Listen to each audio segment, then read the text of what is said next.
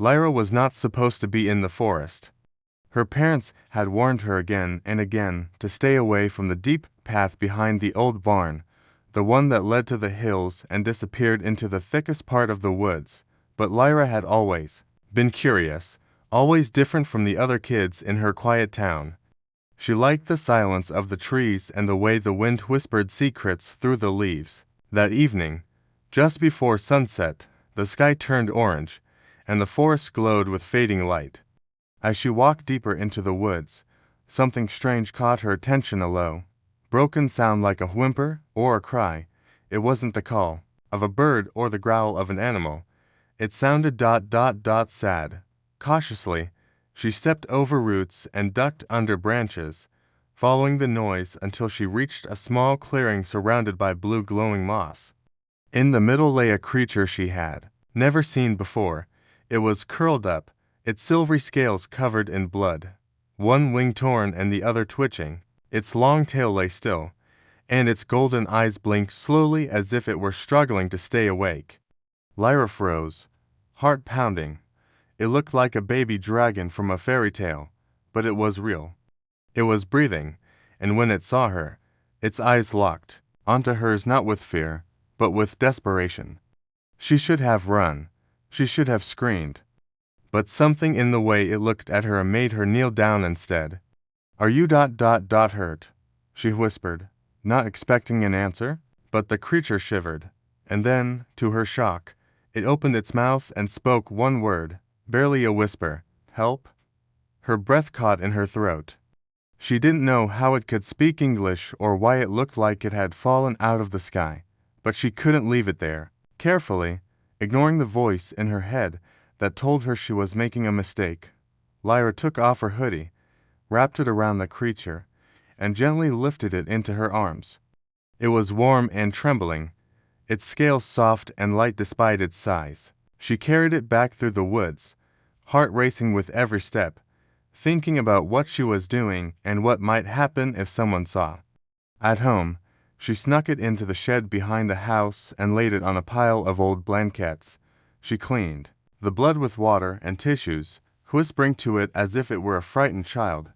It watched her with wide, glowing eyes, but didn't speak again. That night, while the stars blinked above and the world slept, Lyra sat by its side, wondering if she had gone crazy. She couldn't sleep. Something deep in her chest told her this was the beginning of something strange and important. She didn't know where the creature came from, or what had hurt it, but she felt it in her bones. It was being haunted. Far above Earth, something moved through space, silent and cold. A black ship, hidden from human eyes, scanned the planet with mechanical precision. It was searching for something that had escaped, and it was getting closer. The next morning, Lyra woke up on the cold floor of the shed, her neck stiff and her eyes heavy, but the first thing she did was look at the creature. It was still there, breathing slowly, its wounds a little better, its scales glowing faintly in the dim light.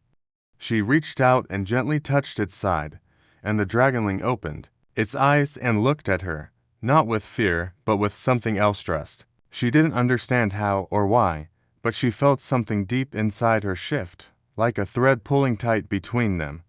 Then, suddenly, she saw something that wasn't in the room.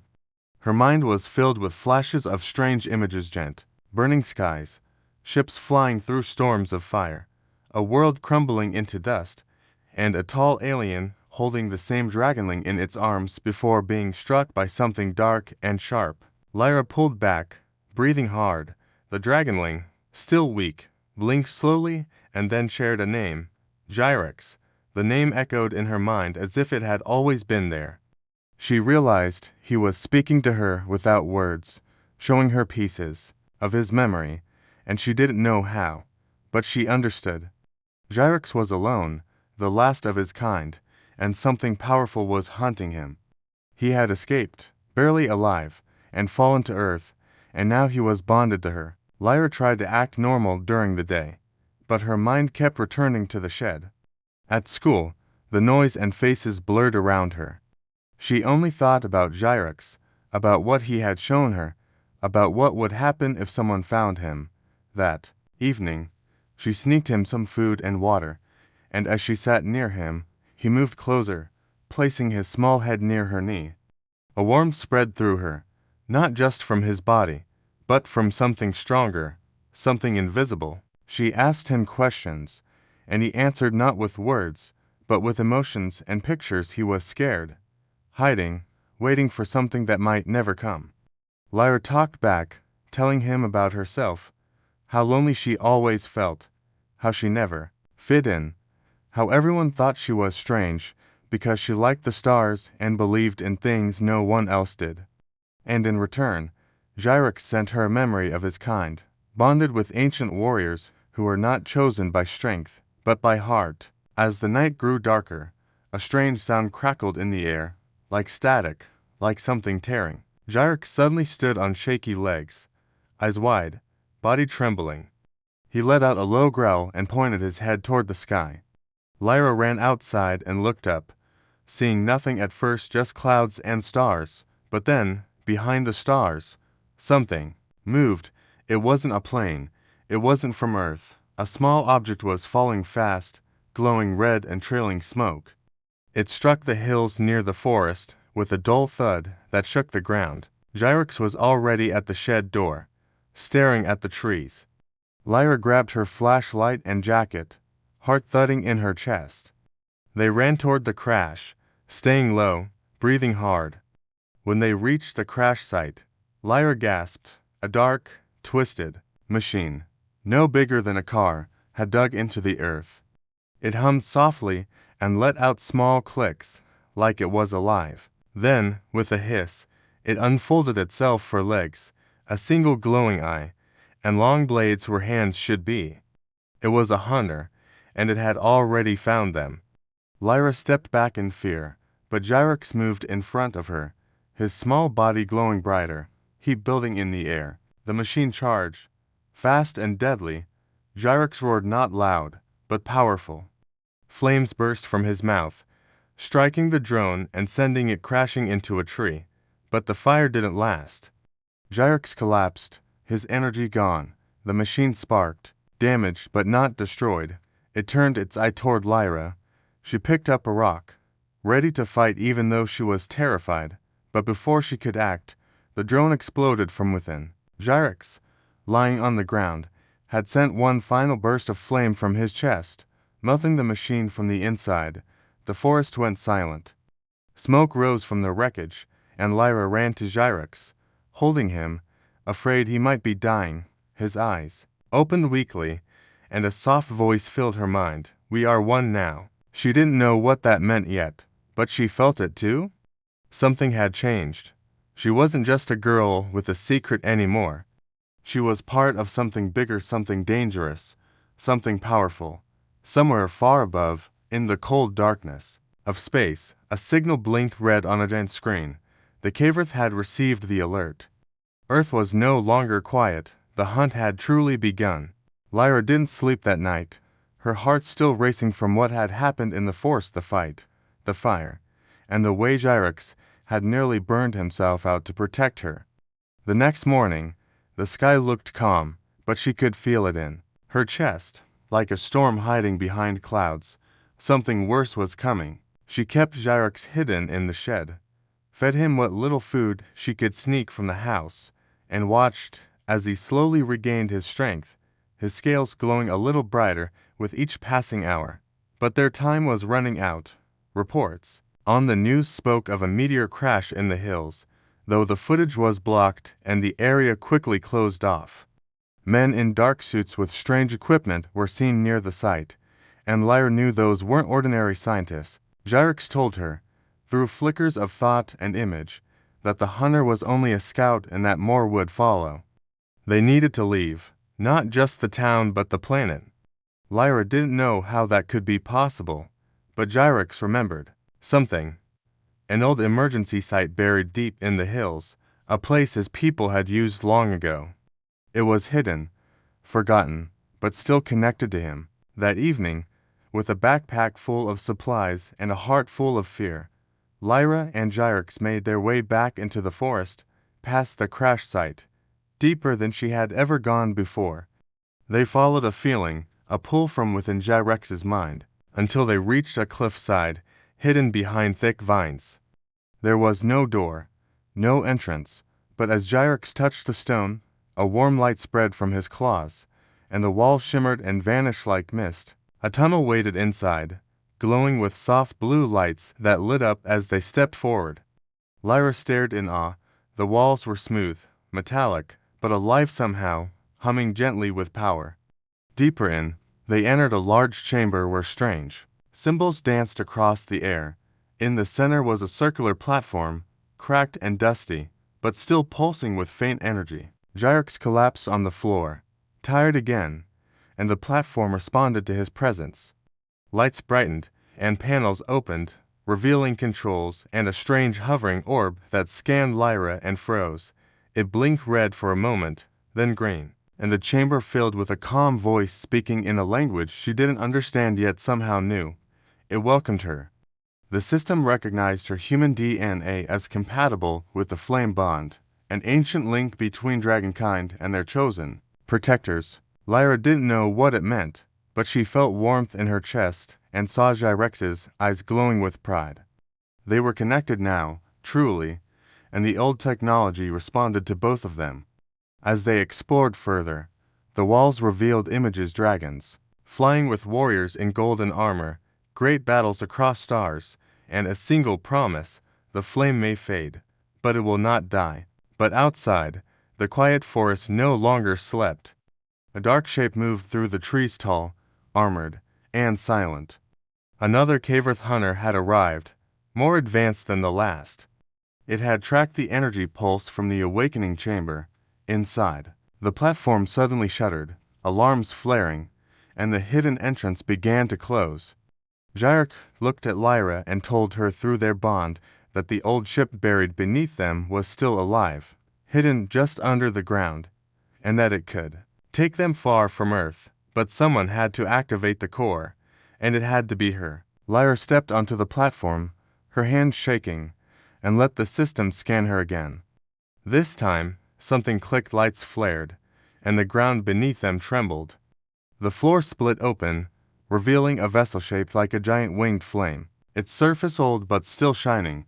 The ceiling opened above, showing the sky.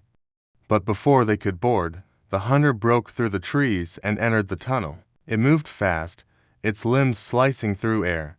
Gyrex tried to stand, fire building in his chest, but he was still too weak. Lyra didn't think. She grabbed a glowing rod from the wall, something the system had given her, and faced the creature. The rod hummed, lighting with fire as she swung it, blocking the hunter's first strike. The force knocked her back, but she got up, fueled by fear and something stronger, determination. She stood between the hunter and Gyrex, heart pounding, and swung again, this time hitting the creature's arm. It sparked and screeched. Stepping back, Gyrex used the chance to channel the last of his fire, hitting the ceiling above the hunter, causing a collapse that buried it in stone. They didn't wait. Lyra helped Gyrex onto the ship, and the doors closed with a hiss. The controls lit up beneath her touch, responding as if they'd been waiting for her all along. Engines roared, the ground shook, and the ship burst through the earth, rising into the sky as trees bent from the force. Lyra looked down at the world below, her home growing smaller, and felt a strange mix of sadness and hope. Gyrex rested beside her, his voice soft in her mind, thanking her, calling her flame bonded. She didn't know where they were going, only that they had to survive, and that this was just the beginning. Far above, in the blackness of space, a signal had been heard. The Caverth were watching. The chase was not over. The ship flew higher and higher, breaking through clouds and into the silence of space, leaving Earth behind like a fading dream. But Lyra knew they weren't safe yet. The stars outside the window looked peaceful, but danger was already on its way.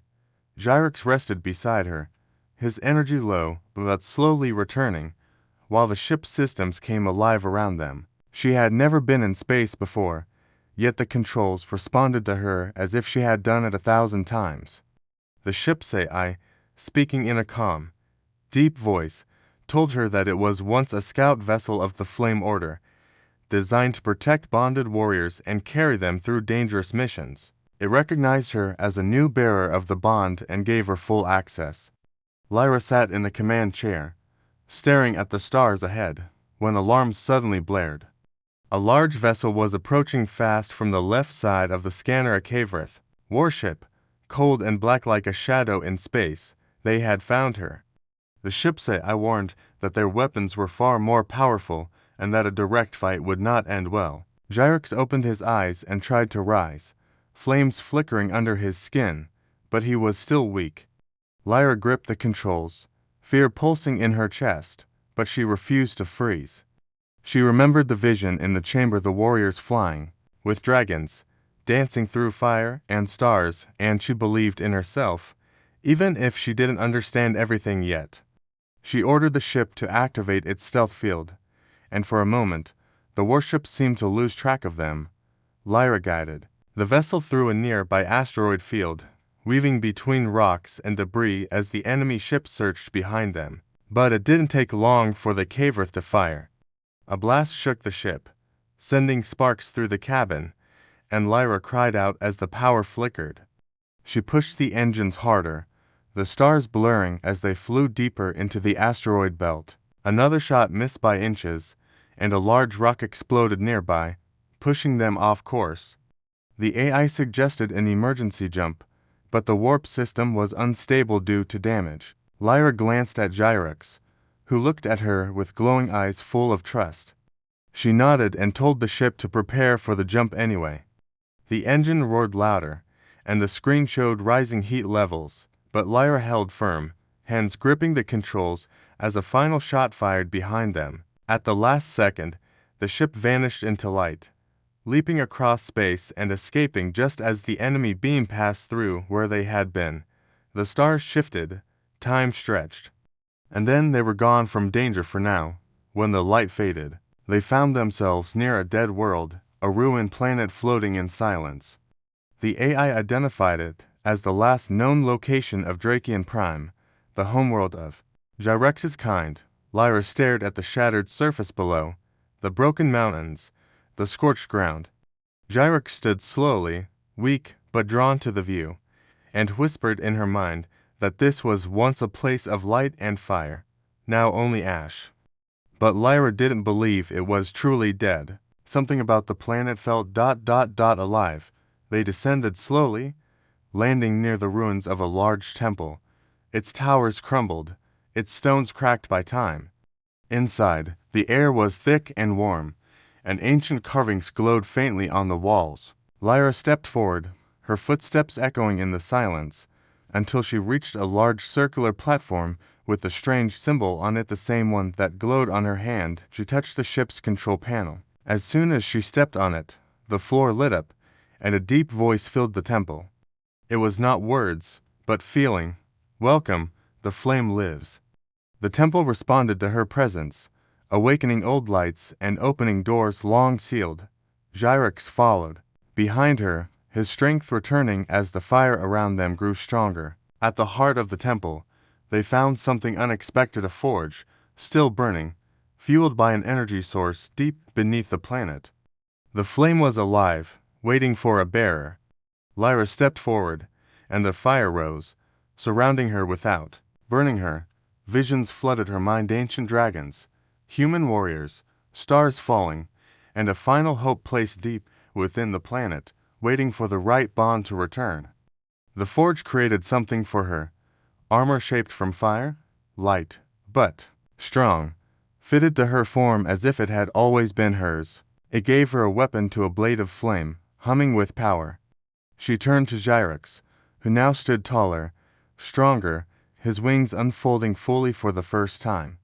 His eyes burned brighter, and he lowered his head to her. Their bond was complete. But they didn't have long. The Cavereth had followed their jump and were closing in fast. The temple, now fully awake, revealed an ancient beacon, a call to any surviving dragons scattered across the galaxy.